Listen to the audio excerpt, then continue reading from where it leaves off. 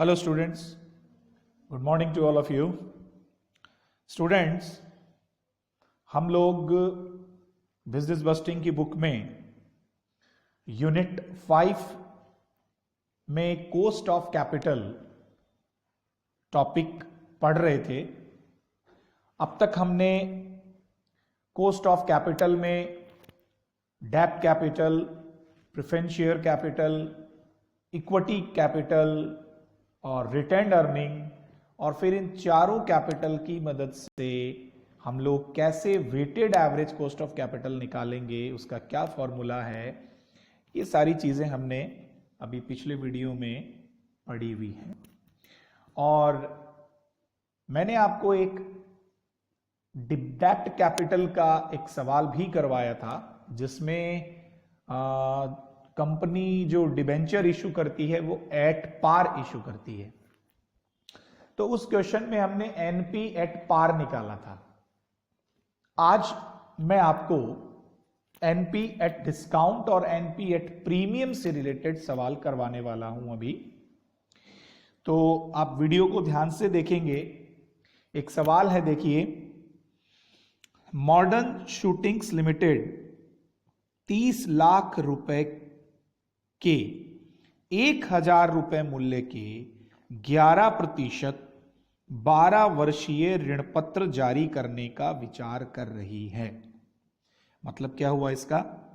30 लाख रुपए के डिबेंचर हैं और एक डिबेंचर 1000 रुपए का है और 11% का यहां पे मतलब क्या है? 11% का मतलब है ब्याज की दर और शोधन 12 वर्षीय। जब आपको नंबर ऑफ ईयर्स दे देता है किसी सवाल में तो वो रिडीमेबल है, शोधनीय है। ऋण पत्रों को 4% बट्टे पर निर्गमित किया जाएगा, यानी बेचा जाएगा और अंकित मूल्य का 2% अभिगोपन कमीशन चुकाया जाएगा। आयकर की दर 30% है। निर्गमन की कर के पश्चात लागत ज्ञात कीजिए। और इसमें एक चीज और दे रहा है, यदि ऋण पत्रों को 50 रुपए प्रीमियम पर बेचा जाए तब कर के पश्चात लागत क्या होगी? देखिए, modern shootings limited is deciding to issue ₹30 lakhs 11% debentures of ₹1,000 each, redeemable after 12 years. The debentures will have to be sold at 4% discount.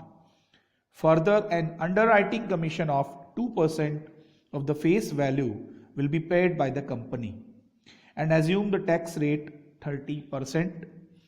Calculate after-tax cost of the issue. And what would be the after-tax cost if the debentures were sold at a premium of ₹50? Students, मैंने आपको ये सवाल English और हिंदी दोनों में बोल के बताया है ताकि इंग्लिश मीडियम और हिंदी मीडियम की हमारी दोनों बच्चियों को ये बात समझ में आ जाए। तो यहां पे डिबेंचर्स का जो निर्गमन है, इशू है, वो एट डिस्काउंट है और एट प्रीमियम है। स्टूडेंट्स, मैंने आपको एक बात बताई थी शुरू में कि हमें चाहे कैसा भी सवाल हमें कॉस्ट ऑफ कैपिटल में निकालना हो, हमें सबसे पहली चीज एनपी निकालना जरूरी है। एनपी का मतलब हुआ नेट प्रोसीड, प्राप्त शुद्ध राशि। अब देखिए, इस सवाल में एनपी एट डिस्काउंट भी है और एनपी एट प्रीमियम भी है। तो सबसे पहले हम नेट प्रोसीड एट डिस्काउंट निकालते हैं, यानी डिस्काउंट पे प्राप्त राशि। सबसे पहले हम लोग क्या लिखेंगे? फेस वैल्यू ऑफ डिबेंचर, यानी डिबेंचर का अंकित मूल्य कितने रुपए का है? 1000 रुपए का है। उसमें से हम, यदि हमारे प्रश्न में कोई निर्गमन के खर्चे दिए हुए हैं, इट मींस इशूइंग एक्सपेंसेस दिए हुए हैं, तो उनको घटा देंगे। यहां पे इशूइंग एक्सपेंसेस सिर्फ एक ही है और वो क्या दिया हुआ है आपको सवाल में दिया हुआ है under writing commission of 2% of the face value. तो यहां पे फेस वैल्यू 1000 है, 1000 का 2% हो गया 20 रुपए, 20 रुपीज। 1000 में से 20 आपने घटाए तो एनपी एट पार यानी सम मूल्य पर आपकी अमाउंट आ गई 980 रुपए। फिर आपसे कह रहा है डिस्काउंट है जी 4%। तो ये डिस्काउंट जो 4% है ये हमेशा फेस वैल्यू का ही आता है। फेस वैल्यू कितनी है? 1000 का 4% हो गया 40। 980 में से 40 गए तो ये आ गए 940। 980 में से आपने 40 को माइनस कर दिया तो 940 आ गई। ये नेट प्रोसीड है डिस्काउंट, एनपी है डिस्काउंट आपका 940 आ गया। उसके बाद आपको एनपी एट प्रीमियम भी पूछा है, तो प्रीमियम निकालने के लिए इतना काम तो हम वही करेंगे। फेस वैल्यू ऑफ डिबेंचर 1000 रुपये आ गया और इसमें से आपने अंडरराइटिंग कमीशन लेस कर दिया 20 रुपये, तो एनपी एट पार आ गया 980 980। और अब यहाँ पे प्रीमियम को हम घटाएंगे नहीं, प्रीमियम को हम जोड़ेंगे। यदि डिस्काउंट है तो उसको माइनस करेंगे और प्रीमियम है तो उसको जोड़ेंगे। प्रीमियम आपको साफ साफ कह रहा है सवाल में 50 रुपये प्रीमियम है, तो 980 में आपने 50 रुपये जोड़ा तो एनपी एट प्रीमियम आ गया 1030 1030 1030। तो स्टूडेंट्स ये आपका एनपी एट डिस्काउंट तो हो गया 940 और एनपी एट प्रीमियम हो गया आपका 1030। तो आपने दोनों कंडीशन में, डिस्काउंट की कंडीशन में और प्रीमियम की कंडीशन में, दोनों की कंडीशन में आप एनपी आपने निकाल लिया। अब हम आगे बढ़ते हैं। देखिए ये जो सवाल है ये रिडीमेबल का है, शोधनीय है। हम पहचाने कैसे कि कौन सा सवाल शोधनीय है, कौन सा सवाल है शोधनीय है। किसी भी प्रश्न में हमें ये दिया हुआ हो कि इतने वर्ष के पश्चात इसका शोधन किया जाएगा, it means number of year दिया हुआ हो, तो वो रिडीमेबल है। देखिए सीडी या बहुत सारी बुक्स में केडी भी लिखा हुआ है, एक ही बात है ये। आफ्टर टैक्स इसका फॉर्मूला है R into 1 minus T, T का मतलब टैक्स रेट है यहां पे, प्लस एमवी यानी maturity value minus NP net proceed upon small n का मतलब मैंने आपको बताया था नंबर ऑफ ईयर्स, और अपॉन दोबारा MV plus NP upon 2 into 100। अब हमने जो एनपी निकाला डिस्काउंट के लिए और प्रीमियम के लिए, उनको हम यहां पे फिट कर देते हैं। तो सबसे पहले देखिए एट डिस्काउंट आर का मतलब क्या है स्टूडेंट्स? आर का मतलब है ब्याज। आपको सवाल में लिखा है 11%, तो 11% किसका? फेस वैल्यू का। फेस वैल्यू कितनी है? 1000। 1000 का 11% आ गया 110।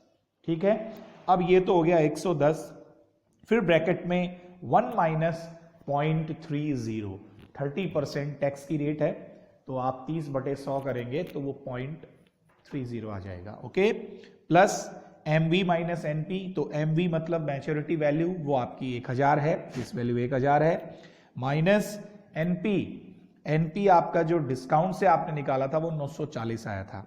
ओके, तो 1000 माइनस 940 और बटे 12 क्या है? नंबर ऑफ ईयर्स, 12 साल के बाद रिडम्पशन होगा, इसलिए 12 आ गया, अपॉन दोबारा 1000 प्लस 940 बटे 2 इंटू 100। अब आप देखिए इसको सॉल्व करिए। 1000 माइनस 940 बटे 12, इसको आपने सॉल्व किया तो ये 5 आ गया, और यहाँ 1 माइनस 0.30 तो 0.7 आ गया।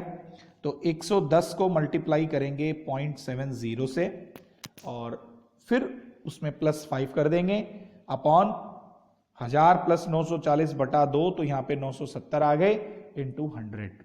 तो इसको सॉल्व किया तो ऊपर आ गए 82, तो 82 अपॉन 970 इंटू 100, 82 बटा 970 गुणा 100। इसको सॉल्व करने पे स्टूडेंट्स 8.45% आपका आएगा। तो सीडी आफ्टर टैक्स की आपकी जो रेट है वो आई 8.54%। तो ये तो हुआ एट डिस्काउंट। इसके बाद हम लोग निकालते हैं एट प्रीमियम। तो एट प्रीमियम में आप देखिए सारी अमाउंट वही है, लेकिन जो एनपी है वो एनपी यहां पे, वहां पे 940 थी, यहां पे एनपी एट प्रीमियम 1030 हो जाएगी। ओके, अब आपको 1000 में से 1030 आप घटाएंगे तो माइनस के 30 बचेंगे, और बाहर प्लस है तो प्लस और माइनस क्या हो जाएगा? माइनस हो जाएगा। तो यहाँ पे 110 को आप मल्टीप्लाई करोगे 0.70 से और फिर माइनस करोगे 2.50 ढाई, तो ये अमाउंट आ गया आपका 74.5 अपॉन 1015 1015 और इंटू 100। तो यहां पे स्टूडेंट्स ये रेट आई 7.34%। ओके स्टूडेंट्स, तो हमने कॉस्ट ऑफ डेब्ट कैपिटल में रिडीमेबल में हमने एनपी एट पार भी निकाला, एनपी एट डिस्काउंट भी निकाला और एनपी एट प्रीमियम भी निकाला। अब नेक्स्ट वीडियो में स्टूडेंट्स मैं आपको इररिडीमेबल डेब्ट ऑफ कैपिटल का सवाल बताऊंगा। यदि आपको सूत्र याद है तो पूरा चैप्टर क्लियर है, इसमें कोई बहुत ज्यादा डिफिकल्ट चीज ये नहीं है। Okay students, thank you so much, good bye.